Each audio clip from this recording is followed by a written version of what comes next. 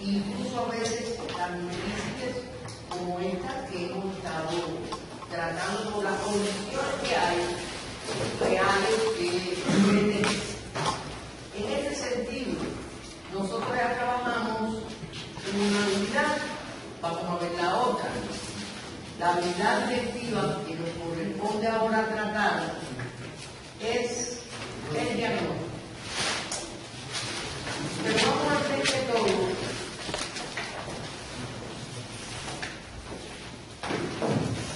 diferenciar para saber qué cosa es caracterización. ¿Qué es para ustedes caracterización?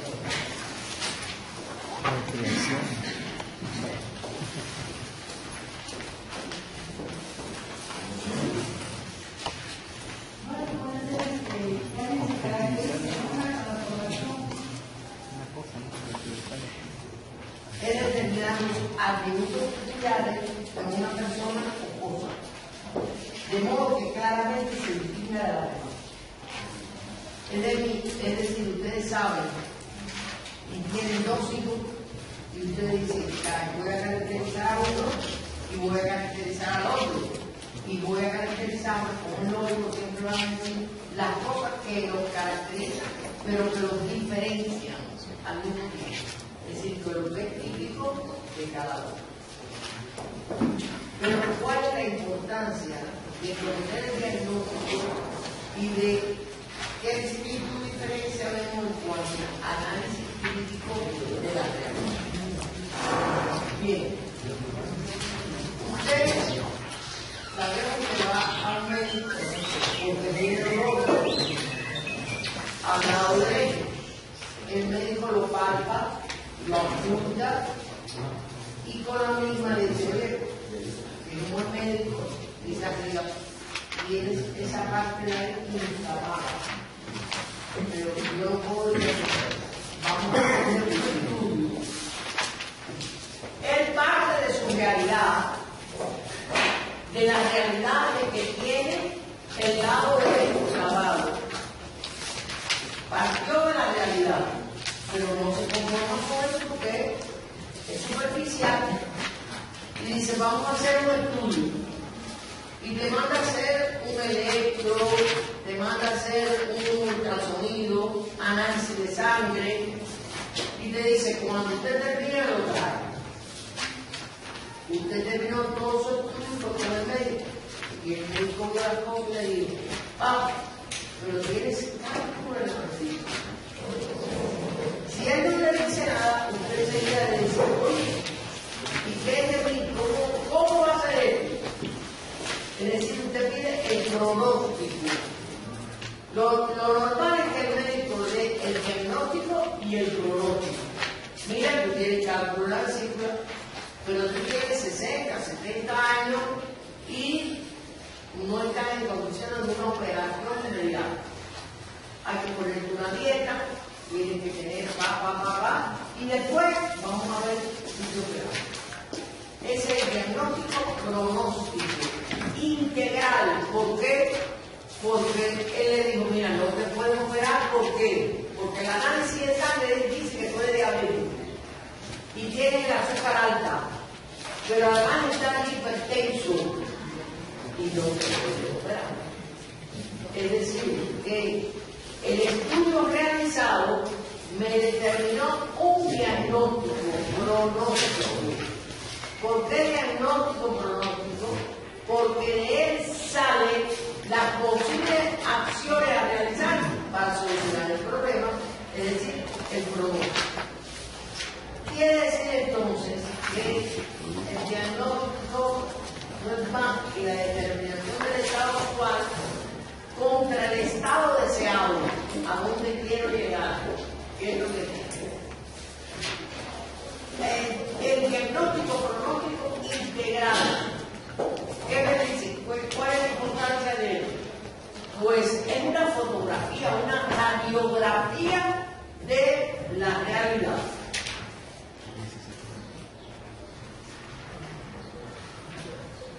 Es un proceso que necesita del pronóstico, porque el diagnóstico sin pronóstico no puede haber haber transformación. Es por eso que el diagnóstico y pronóstico es un proceso ininterrumpido, continuamente cambiante. Usted puede tener el diagnóstico pronóstico de su estado de salud excelente, pero en estos mismos meses del 2016 es el mismo. No, el médico puede decir, este diagnóstico usted se lo hizo un año, ya no tiene valor. Por lo tanto, nosotros planteamos que el diagnóstico pronóstico es un proceso ininterrumpido. Continuamente va cambiando la forma de ser, que tiene, por lo tanto, un objetivo integral en desarrollo, en espiral y transformar. El diagnóstico es para transformar, pero parte de la práctica del análisis real. Lo que yo no puedo quedar en el diagnóstico ahí de la realidad, sino lo transformo en un pronóstico.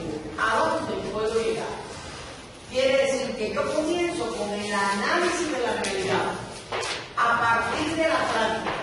De ahí hago un estudio, tengo el diagnóstico y ese diagnóstico debe de llevar el pronóstico. ¿A dónde yo puedo llegar? Quiere decir que hay principios de carácter objetivo, que sean confiables, individuales, etcétera, que tiene el diagnóstico. Pero ¿qué exigencias tiene en la actualidad el diagnóstico pronóstico integral? Primero, que de negativo se debe convertir en oportuno, preventivo, de correctivo en preventivo, que se centre en las dificultades, hay que centrarnos en las potencialidades. Por eso es tan importante saber fortalezas, debilidades, amenazas, oportunidades. Como momento, y ahora debe ser como medio, si no es un momento en el cual llegar, sino el diagnóstico es un medio de aprendizaje. Los métodos que deben de ser de constatación y los métodos no solamente de constatación, sino también formadores. Porque no solamente debemos ver las zonas de desarrollo actual, como decía Vygotsky, sino la zona de desarrollo futuro. ¿Cuáles son los objetivos del diagnóstico pronóstico? Primero, conocer los problemas que hay que afrontar. Definir e identificar el qué, el cómo, el quién y el por qué. Poner al descubierto los factores y las cosas que ocasionan el problema. Y descubrir en qué grado las situaciones actuales están en correspondencia con los modelos de vida.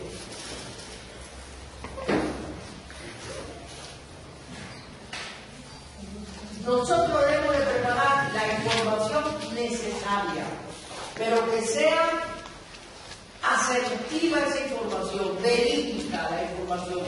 Una información falsa, una información que adolece de credibilidad, no nos va a dar un diagnóstico certero para la toma de decisiones. Por eso es que hay que examinar cabalmente las relaciones que tienen importancia entre los problemas que estamos tratando. Evaluar la capacidad potencial para introducir modificaciones.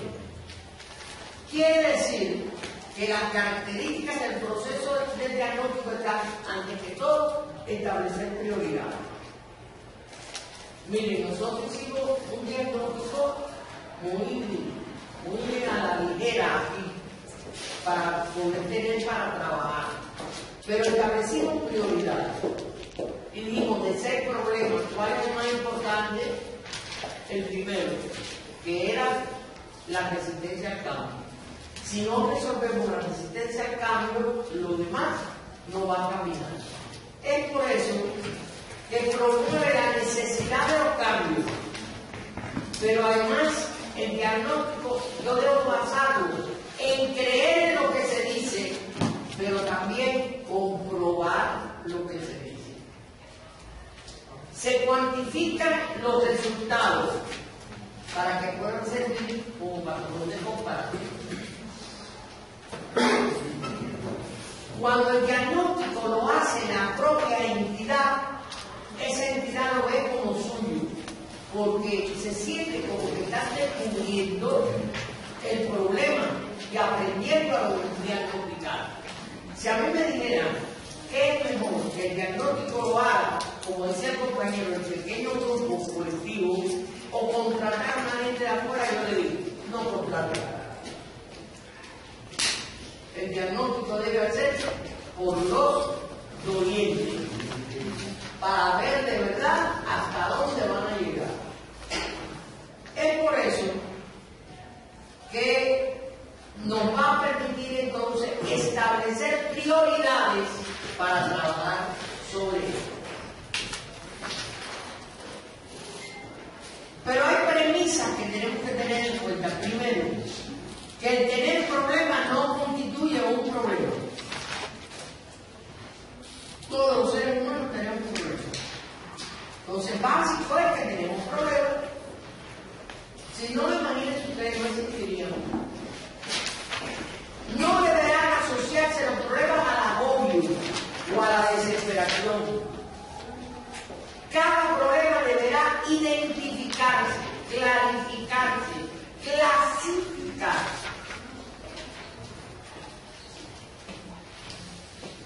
Analizar los problemas desde distintos ángulos, es decir, plantearlos. Para eso nos es importante la cultura integral de dirección. Esos son los ángulos por donde voy yo a tratar el problema que tengo. Y aplicar la regla del 20 del 80. Si yo tengo 6 problemas, el 20% ¿cuál es? 1. Si tengo 10, el 20% ¿cuánto es? 2. Y esos son los que voy a atajar de mi vida. Y por lo tanto, elaborar un cronograma para el desarrollo.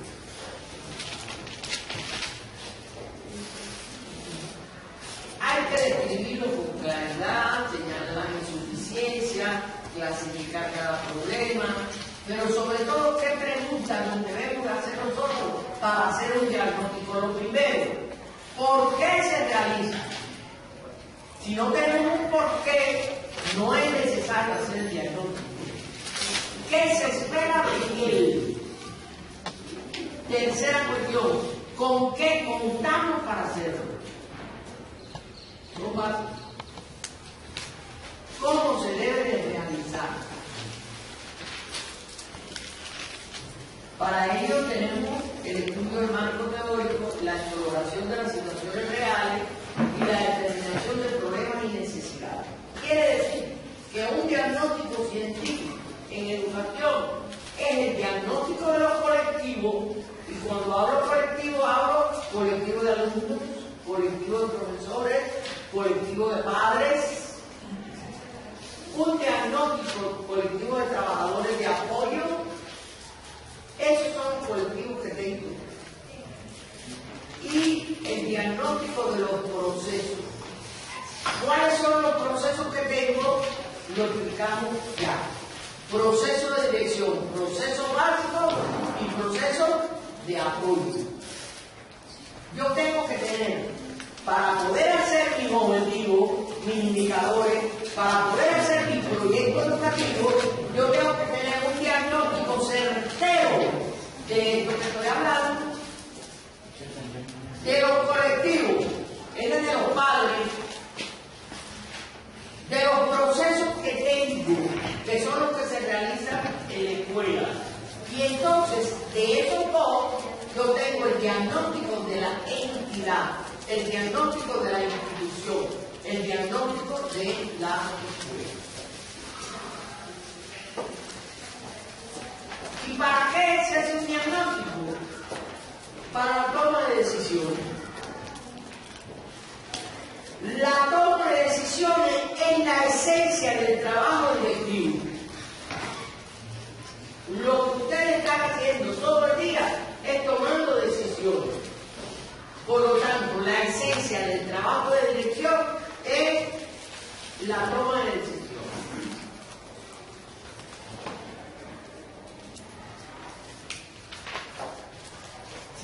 preguntarse qué cosa es decisión, es el acto de elegir entre varias alternativas, variantes que se me dan y qué alternativa doy. Bueno, pues cuando nosotros salimos al pueblo, ¿verdad? Y los que salieron tomaron una decisión, o entro o me voy. Aquí hay que entrar y aquí hay que se fue. Usted tomó una decisión, las consecuencias son las que son diferentes. ¿Qué consecuencias hay para el que se queda y qué consecuencias hay para el que se va? Ni lo van a matar, ni lo van a señalar de forma negativa, sino sencillamente no va a intercambiar ni a tener la oportunidad de oír lo que se dice. Pero tomó su decisión de su diagnóstico, a lo mejor no le interesa, considera que no es válido, que no le hace falta, bienvenido sea. Pero cada cual toma su decisión, es lo que quiero decirle. La decisión es propia del ser humano y el directivo está tomando decisiones constantemente. Pero cuando no se toma una buena decisión, las consecuencias pueden ser devastadoras. Esa es la importancia de la toma de decisiones.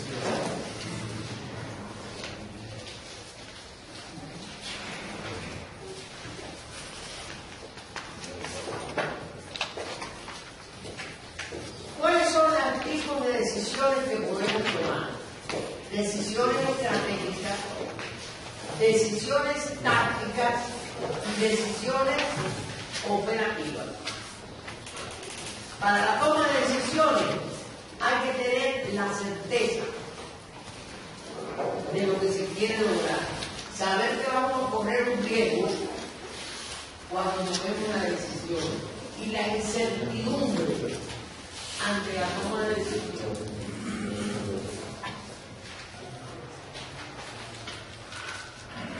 ¿Por qué es importante la toma de decisiones? Porque dirigir es tomar decisiones. Determinar la capacidad de decisiones contribuye al éxito del sistema de dirección. Garantiza la adecuada orientación y organización del colectivo de trabajo. Está presente en todos los ámbitos de la vida. Por lo tanto, hay funciones específicas de orientación, de aseguramiento, de coordinación, de estimulación. Pero hay 9 exigencias básicas para la toma de decisiones. Primero, que tiene que estar fundamentada. ¿Por qué usted hizo esto? ¿Por qué tomó la decisión? Tiene que estar bien fundamentada. Correspondencia con la importancia, la magnitud y la necesidad real del problema. Tener carácter directivo y legal. Deben ser un instrumento para llevar a la práctica la política educacional. Corresponderse con el área de la autoridad. Oportunas. Función movilizadora. Y ser flexible. Estas son características básicas, porque a la hora de decidir, puede ser que no se cuente con la autoridad necesaria. Si no se cuenta con la autoridad necesaria, la decisión no se puede. Carecer del valor para ejecutar la autoridad designada. Tener la autoridad, pero se teme y se pide autorización constantemente al tiempo. Esas cosas son dañinas. ¿Por qué? Porque hay una serie de factores que conducen a problemas en la toma de decisiones. Digamos, la desinformación. Si alguien tiene que estar informado, es el director. y no están desinformados, porque lo único que hoy son los chismecitos. Ahí la desinformación es total. La indeterminación, no saber qué es lo que se va a hacer. La precipitación, tomar una decisión acelerada. La inoportunidad, no ser oportuno. La desorganización, la indecisión, el riesgo. Son factores que conducen a problemas. Incluso cada uno de ellos por separado. Se puede dar cada uno de ellos por separado y se pueden dar juntos.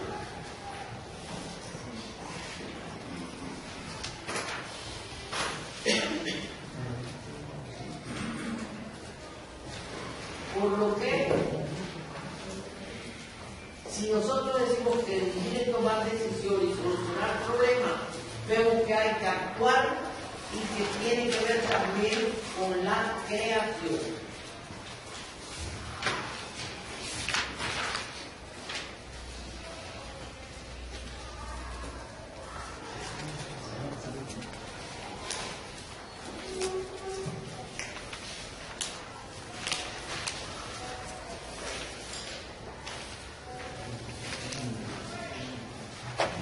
Porque al tomar decisiones, lo que estás tratando de evitar no desaparecerá hasta que lo enfrentes. Dicen lo que estás tratando de evitar no lo desaparecerá hasta que lo enfrentes. Hay que enfrentar los problemas. Aquello de lo que huimos es hacia dónde nos dirigimos.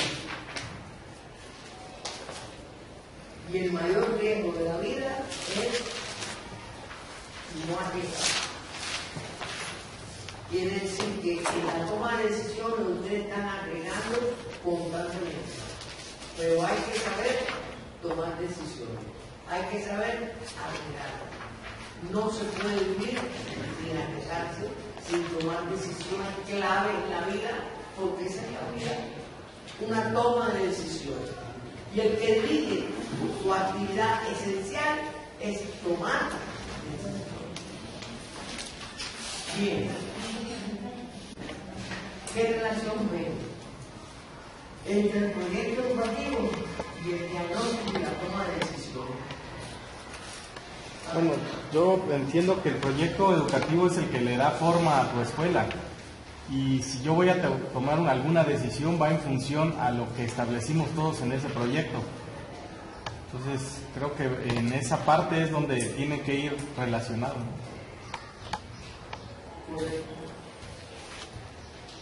¿Alguna duda en diagnóstico y toma de decisiones? Fíjense, yo quiero aclarar aquí, se queda bien clarito que el diagnóstico es un pasito más con respecto al análisis de la realidad. Que no estoy en contradicción con un peteo. Yo tengo que partir del análisis de la realidad. ¿Pero para qué?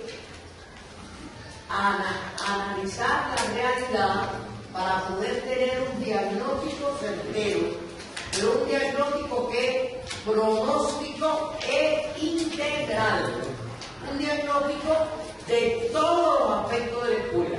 Es la única forma de yo poder tener un proyecto educativo integral. Es la única forma de poder dirigir a partir de la dirección estratégica integral con un proyecto educativo.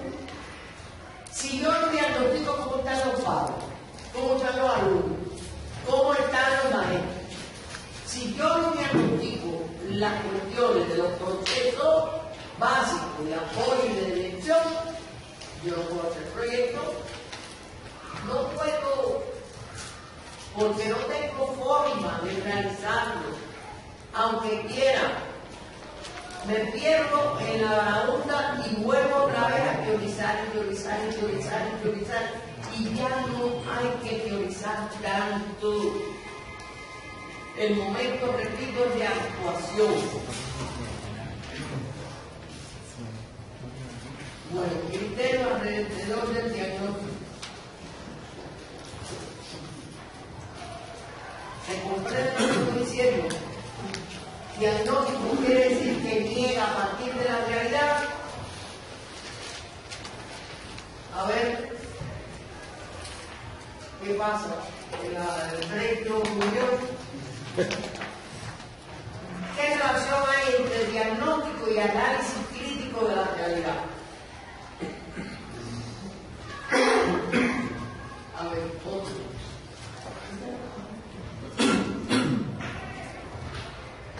¿Qué relación hay entre diagnóstico y análisis crítico de la realidad? A ver. En el análisis crítico de la realidad, como una postura filosófica y lo que se está hablando acá en el CTO, se decía que es más profundo que el diagnóstico está muy limitado. Yo lo entendía, o lo entiendo al revés. Todo parte de un contexto. Podemos, de acuerdo al proyecto de investigación, trabajar diferentes tipos de contextos. Si estuviéramos trabajando un contexto total, acá le estamos llamando diagnóstico pronóstico integral. Se supone que al tener un diagnóstico pronóstico integral, ya pasamos por un análisis crítico de la realidad, tenemos detectado un problema, tenemos la forma de cómo pretender resolver ese problema. Si hay un problema, tenemos un proyecto de investigación y a partir de ahí podríamos estar planeando ya científicamente, objetivamente, cómo resolver esa problemática que tenemos en la escuela. Al compararlo con el análisis crítico de la realidad que habla el CTO, me parece ser que es lo mismo, ¿no? El decir análisis crítico de realidad en ese sentido y decir diagnóstico pronóstico integral. Estaríamos hablando en el mismo sentido.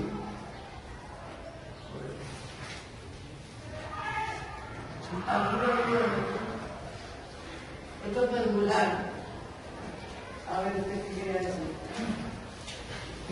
Quiere decir análisis de la realidad y diagnóstico. Entonces, hacemos un pronóstico. Ahora, por ejemplo, el médico, uno le tiene que decir qué síntomas tiene. Entonces, sobre esos síntomas, el médico dice, pronostica. Dice todo, no, pero no puede diagnosticar, no manda a exámenes clínicos. Ya diagnostica cuando va a exámenes clínicos. Por ejemplo, el diagnóstico es todos los problemas que tenemos, ¿no? ¿Cómo está la escuela en este momento? ¿Verdad? ¿Y cómo puedo resolver esos problemas? Y ya el análisis, pues yo creo que el análisis ya es algo más como estudiar a fondo el medio. Es más a fondo. Ahora, ¿qué usted haría primero? ¿El diagnóstico o el análisis crítico de la realidad? Pues haría yo primero el análisis crítico de la realidad. Y después estudio más profundamente para obtener mi diagnóstico pronóstico. ¿Está claro? Ahora, en la escuela el diagnóstico pronóstico debe ser integral. Y cuando decimos integral, ¿a qué se refiere? A todos los elementos de la escuela. Si no, yo no puedo trabajar. Allá me pidieron la palabra. Bueno, era eso, porque primero se está entendiendo que si hago mi análisis crítico, estoy buscando toda la información que tengo de mi escuela, de todos los ámbitos. Después que ya lo encontré, me voy a mi diagnóstico, porque digo, bueno, estos son en realidad mis problemas. Ya los tengo, ya los visualicé, y ya después viene el pronóstico. Digo, bueno, este y este los puedo resolver con todo esto, y ya puedo hacer mi proyecto. Creo que así lo estoy entendiendo. Así es. Diagnóstico sin pronóstico, no lo haga. Póngase usted siempre en el campo de ir al médico. Que el médico no le dé un pronóstico. Usted se lo pregunta. Por lo tanto, todo diagnóstico necesita un pronóstico. Y con ese pronóstico es con el que puedo trabajar. Para ver a dónde puedo llegar. Por eso es que no puede haber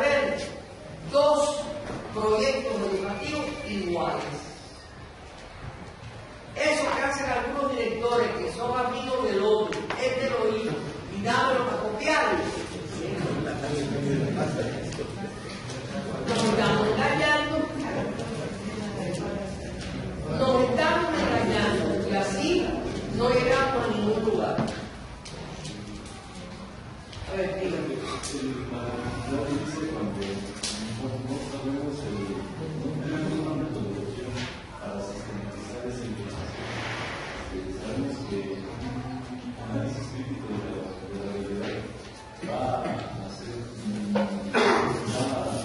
válido un diagnóstico si no dejamos ir. El problema es cómo sistematizar esa información.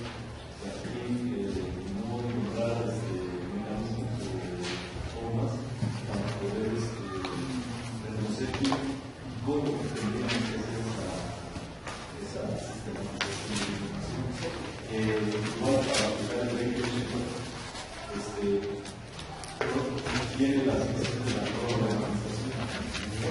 Necesito otra parte que dice que tener problemas no hace autoridad, sino igual cuando ya hacemos la problematización, solucionando 20 problemas, podemos atacar 100 problemas. ¿Por qué? Porque entonces es ahí donde nos perdemos el objetivo. Cuando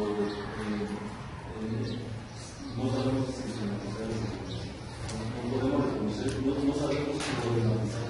Tenemos que la lista de 500 problemas de nuestra escuela son los 500 problemas que van a contener los proyectos y los vamos a estar atacando. No vamos a llevar la vida y no vamos a atacar ni la mitad de los 500 problemas. No sabemos problematizar para poder atacar eso. Y trabajar prioridades. Ahora el diagnóstico tiene que tener prioridades. Ustedes ya hay 10 problemas, pero de 10, 20%, 2 son los que va a llevar al proyecto. El resto, ya veremos, pero esos 2 son los que usted lleva al proyecto educativo. Viene alguien y le dice, ve acá y pues no, mira mi problema está aquí, yo tengo todos estos problemas, pero yo estoy priorizando estos 2, que no quiere decir que no esté atendiendo esto. Porque además, si resuelve estos 2, ya el por ciento y atendiendo a los demás, poco a poco. Pero trabajar con prioridades. Fíjense qué interrelación hay entre estas 2 habilidades.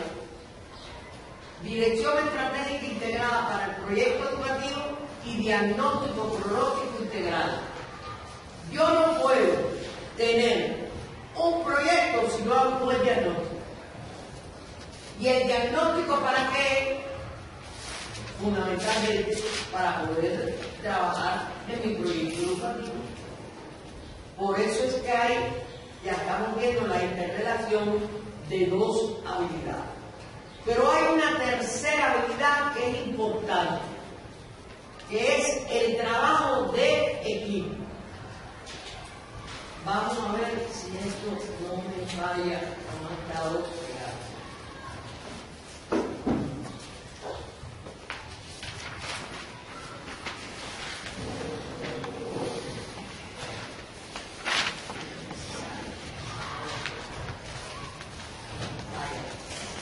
Ustedes me perdonan que no lo pongan grande porque está fallando. No he podido. Lo voy a poner así. ¿Se ven? ¿Qué se entiende por grupos, equipos y colectivos? ¿Cuál es la concepción que se tiene de ellos? Fíjense que aquí tenemos 3 conceptos que vamos a aclarar: grupo, equipo y colectivo. Vamos a ver ahora, antes que todo, les hago una pregunta. El trabajo grupal, de equipo y la formación de colectivo es una filosofía de dirección, de conducta, es un paradigma, pero hay otro paradigma. El trabajo grupal, de equipo y la formación de colectivo es una técnica o herramienta de trabajo. ¿Cuál consideran ustedes que es la que es válida? ¿Cuál de las 2 asumir? La primera, la 2, la 2. Usted tiene que partir de verlo como una filosofía de dirección, pero si usted la toma como filosofía de dirección, usted puede utilizarla como técnica, como herramienta de trabajo. Y ahí es donde desarrolla la habilidad. Que la habilidad es el todo. Y vamos entonces a dedicarnos un poquito más en ello. ¿Qué cosa es grupo? Grupo es un conjunto de personas que entran en interacción para llevar a cabo un objetivo común, realizando esfuerzos en una actividad determinada. Por ejemplo, usted puede encontrar un grupo para tomar un autobús. Están ahí reunidos de forma voluntaria para tomar el autobús. Usted puede tener un grupo que está en el aula. Ustedes le llaman grupo del aula. Ahí está un grupo. Pero vamos a continuar. Tienen objetivos comunes y están reunidos por un periodo de tiempo. Pero vamos a continuar en esto. Grupos de una institución educativa. En una institución educativa tenemos dos tipos de grupos. Los grupos formales y los grupos informales. Los grupos formales se crean por decisión directiva institucional. Los grupos de alumnos están en las aulas, el grupo de profesores de matemáticas, el grupo de los profesores de la academia, los de talleres. Usted no está haciendo divisiones. Ahí tiene el grupo del aula, el grupo de acá, el otro grupo de allá. Hay diversos grupos. Pero usted los organiza, es decir, se crean en la decisión directiva. Pero en la escuela, existen y surgen por necesidad social los grupos informales. El grupo formal quizás sean los profesores de matemáticas, pero el grupo informal es que pueden haber profesores de matemática, de física, de química, de talleres, que se reúnen incluso en el receso para conversar e intercambiar criterios. Ese es el grupo informal. Y del grupo informal es donde salen los chismes, donde salen los rumores. Y por lo tanto nosotros tenemos que saber que existen. No podemos pensar que no existen los grupos informales. Existen los grupos formales y existen los grupos informales. Y cuidado, que después vamos a ver cómo manejar el chisme, el rumor, cuando vemos comunicación. Pero existen y están ahí. Por eso, ¿cuáles son las características sociopsicológicas de los grupos? Tienen un objetivo común, interacción, organización y estructura, tienen normas de comportamiento, una cohesión como tal y personalidad grupal. Eso es una realidad. Por lo tanto, ¿por qué es importante conocer las características de los grupos?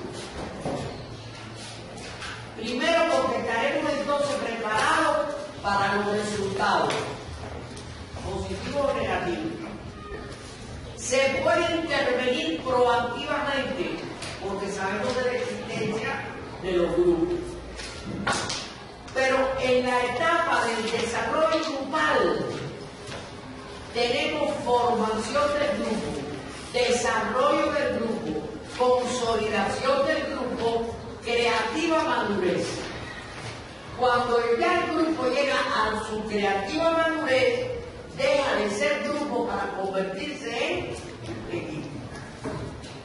Equipo no es una forma de organizarse, es una forma de conducta.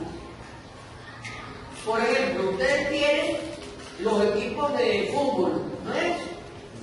No son un grupo de jugadores. Pero ¿qué pasa? ¿Qué concepto tiene el de equipo? La defensa de la camiseta, el postulado de los mosqueteros, todos para uno y uno para todos. Cuando se logra el postulado de los mosqueteros, ya se ha convertido en un equipo.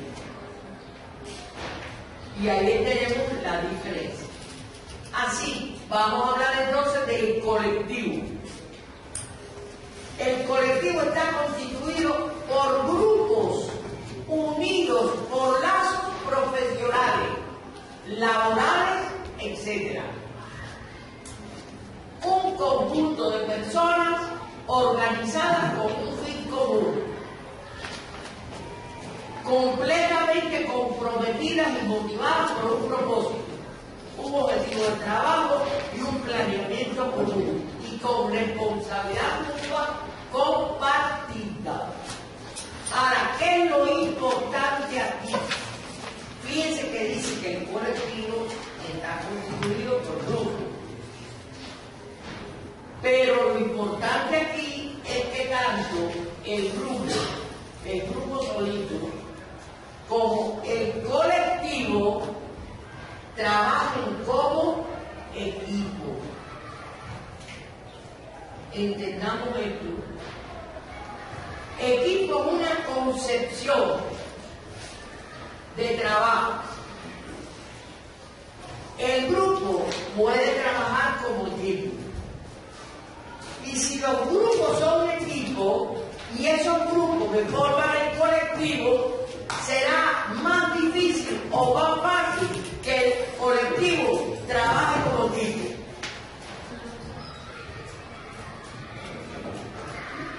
Ustedes no se entienden. Voy de nuevo. Miren, ¿qué dijimos que es un grupo? Un conjunto de personas que tienen un fin común. Ahora, ¿qué es lo que nosotros debemos de lograr? Que los grupos se transformen en equipos, en su forma de actuación. ¿Qué quiere decir equipo? Que tengan el postulado de los mosqueteros. Unidad. Todos para uno y uno para todos. Unidad de esfuerzos, objetivos de todos. Ahora, el colectivo, ¿cómo está formado? Por varios grupos. Pero si esos grupos ya son equipos, ya funcionan como equipo, ese colectivo funcionará mejor o peor. Mejor, más fortalecido, porque tanto el grupo como el colectivo deben de tener trabajo de equipo. Es una forma, no es una forma de actuación, no es una forma de agrupar. Se agrupan de dos formas, en grupo y en colectivo. Ahora, la concepción es que funcione como equipo, que funcionen como unidad, que funcionen de verdad con el postulado de los mosqueteros, que tengan unidad de objetivo, unidad de misiones, unidad de trabajo, unidad para los resultados, para los esfuerzos. Si nosotros lo logramos, hemos adelantado en el camino. A ver, dime. No, pues es que iba a comentar que, bueno, en términos prácticos, esos grupos o colectivos se vuelven informales porque se organizan para bajar la moral del director muchas veces, ¿no? Y sí, porque resulta que ese equipo que se formó por X o Y circunstancia y empezó a trabajar, resulta que se siente que puede rebasar al director o simplemente adopta ese espacio que se le da como un espacio de poder en lugar de un espacio de propuesta. Entonces sí, le digo en términos que pues todos lo tenemos, me imagino, nos sucede eso. Ahí es donde se pierde la cohesión. Pero ahí no está el papel del director. El director en este caso, el director en este caso se integra como parte del colectivo para que todos se aprecien como Ahí es donde está la esencia del grupo. El director no puede estar ajeno al colectivo. Tiene que formar parte de él. Y cuando el director ya llega a ser un líder, el colectivo no está contra él, sino el colectivo lo ve como parte de él. Eso es, repito, no es fácil de lograr poco a poco, pero es la habilidad del director. Y un paso adelante. Es la habilidad del director para poderlo lograr. Por eso lo primero que tenemos que tener claro es que el director debe lograr trabajo de equipo. Es la habilidad. Trabajo de equipo, tanto en los grupos como en el colectivo. ¿Ya? Bien, ahora hay 4 columnas que mantienen esto: la eficacia, la eficiencia, la efectividad y la cohesión. Las 3 anteriores ya las hemos mencionado, pero ahora mismo cohesión. Hay que lograr la cohesión en el colectivo. Si tenemos eficiencia, eficacia, efectividad y cohesión, son las 4 columnas que me mantienen para que no se me derrumbe este andamiaje. Dígame.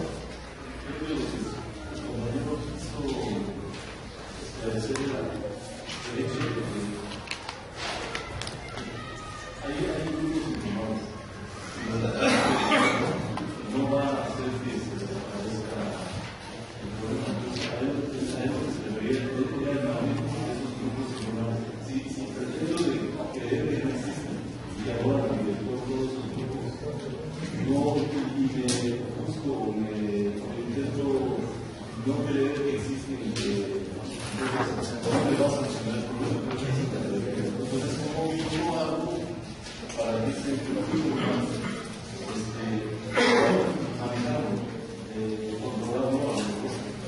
no puede saber porque a lo mejor es que se dan cita después de la hora de clases, que les gusta la hora de mis, la hora de mis, y ahí es donde dicen, oye, ahora cambió esto, y empiezan a trabajar aquí, y a lo mejor sea echar abajo a los derechos, ¿no? Y que nos vienen, y las que más seguros,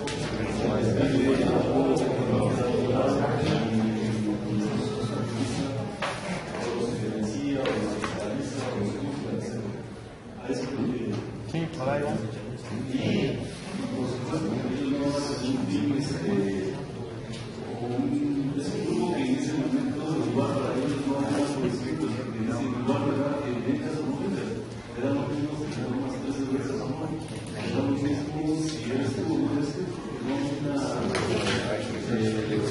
cohesión, pero sí existe solidaridad hacia en un momento dado de dar un colectivo. Yo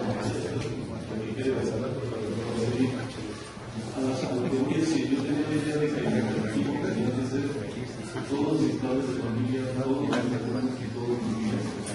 Me acaba de declarar que debo de crear grupos, que trabajen en equipo y que enseguida llame a esos grupos para formar un colectivo con un número de decisiones que me ayuden a crear las políticas de dirección y todo eso. Pero que no niega el colectivo grande, la escuela como tal, en un final debe ser un colectivo. Sí, Macro. Pero que nosotros no podemos decir, por ejemplo, los profesores de economía o de matemáticas son un grupo. Los profesores del área académica, creo que son un grupo. Los profesores del área de talleres, que son un grupo. Y al mismo tiempo, no se forma el colectivo de los profesores de talleres, porque dentro de esos profesores de talleres usted tiene varios grupos, según cómo los clasifiquen. Lo importante es que tanto uno como otro funcionen como equipo. Que haya trabajo de equipo, que se cumpla el postulado de los mosqueteros. Ahí es donde está el fin de la cuestión. Ahora, sobre el problema de los grupos informales, te pido que cuando hablemos de comunicación, verás cómo atacar, cómo defender. de los grupos informales, porque no van a desaparecer. ¿Ok? Vamos a tener, les pido un poquito de paciencia.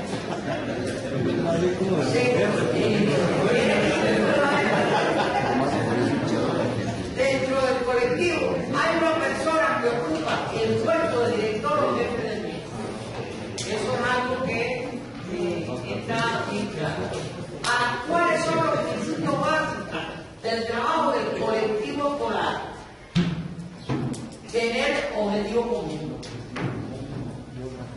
división clara de funciones y tareas, fomentar la interrelación, comunicación y motivación continua, compartir los éxitos y los fracasos entre los miembros y los colaboradores.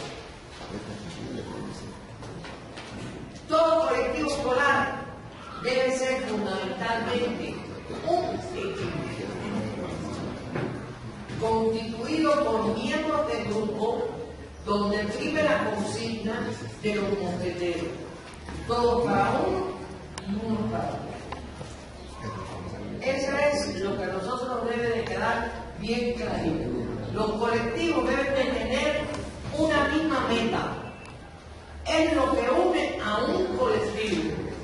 Es lo que produce una sinergia de voluntades e intereses. Señores, si ustedes tienen un proyecto educativo que lo valoraron con todo el mundo, sencillamente ustedes tienen una misma meta para todos, para alcanzar, y se debe trabajar con ellos. Es ahí entonces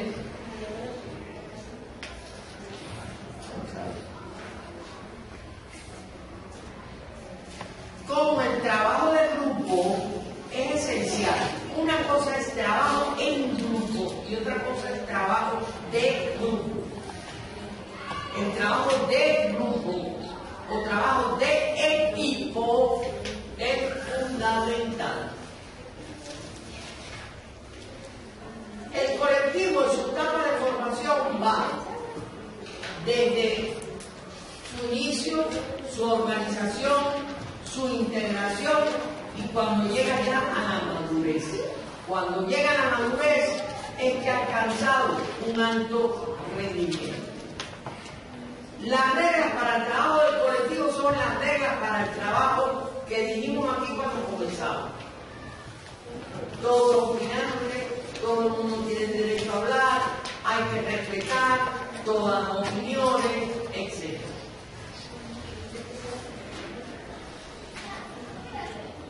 Por eso,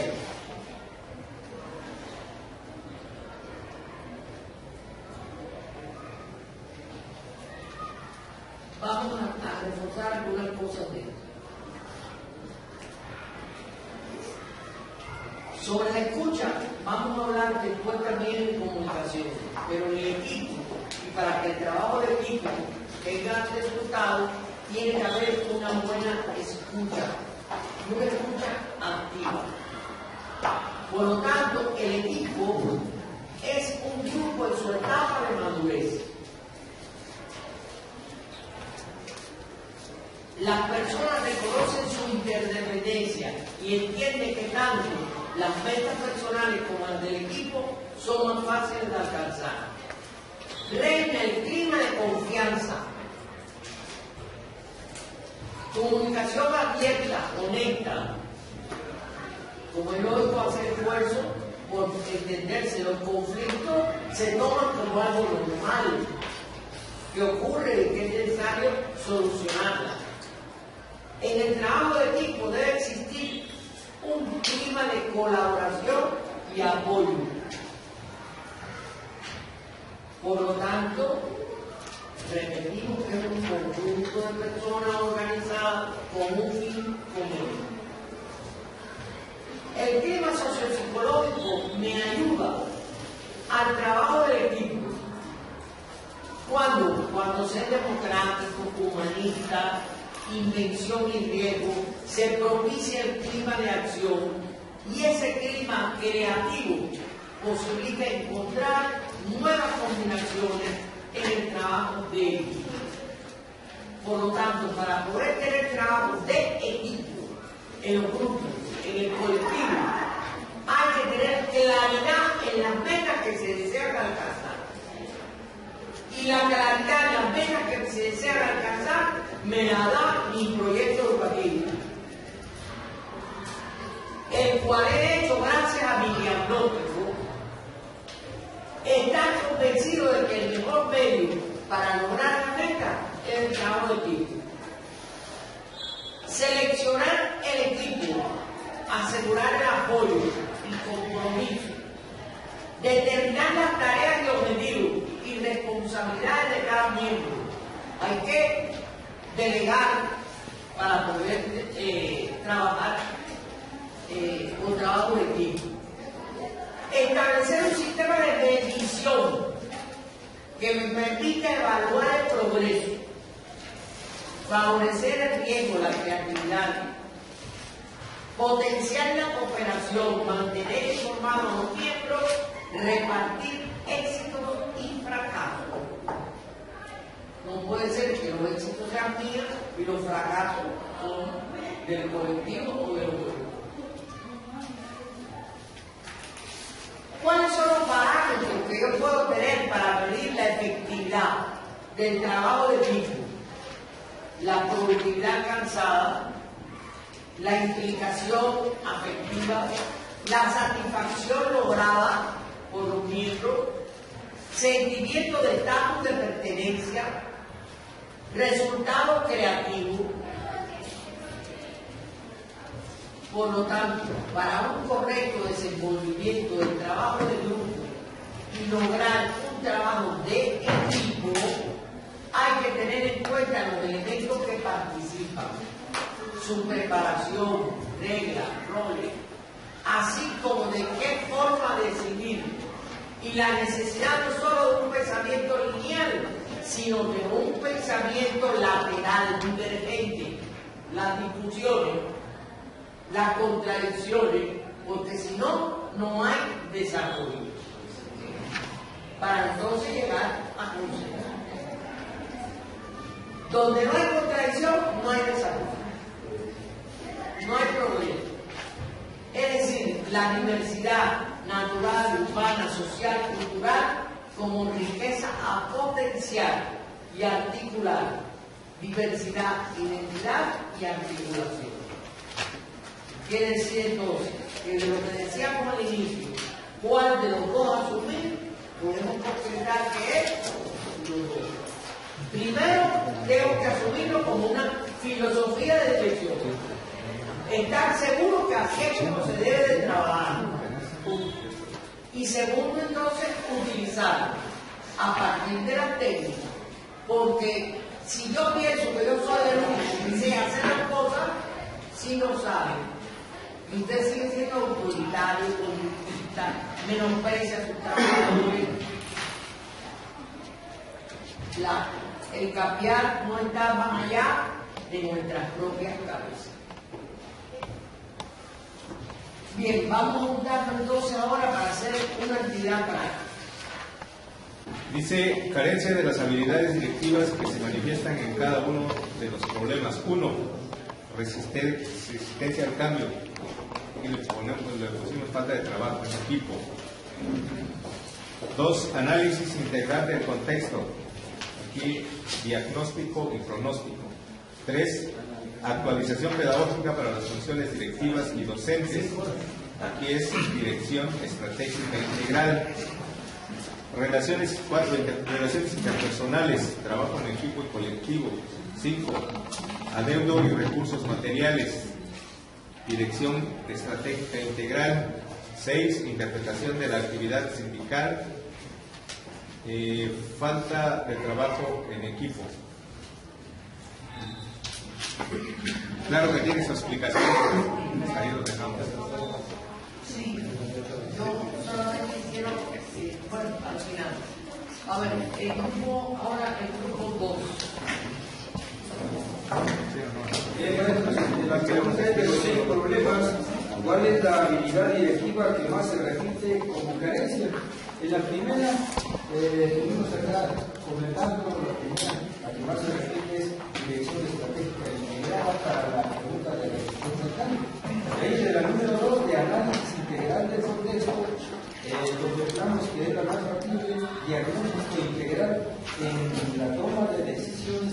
trabajo en equipo. De la 3, en cuanto a la actualización pedagógica para la función de dirección, acá vamos a estar de acuerdo, coincidimos acá con lo que es dirección estratégica integral. De la 4, que son los problemas con relaciones interpersonales, es el trabajo en equipo. De la 5, con lo que respecta a la pregunta de anhelos y recursos materiales, está destrezas imprescindibles en el directivo escolar. La 6, en cuanto a la interpretación de la actividad sindical, está la dirección estratégica integral. Luego entonces, la de mayor frecuencia, por un número de 3 de las 6, la que más se repite es la dirección estratégica integrada como la primera habilidad directiva. ¿Sí? Nosotros los directores escolares tenemos la gran responsabilidad de desarrollar pasos teóricos, metodológicos, y de nosotros depende el cambio. Y lo que tenemos que hacer es salir de esa capsulita, romper esos mitos, esos esquemas y suprimir lo que es la parálisis paradigmática. Gracias.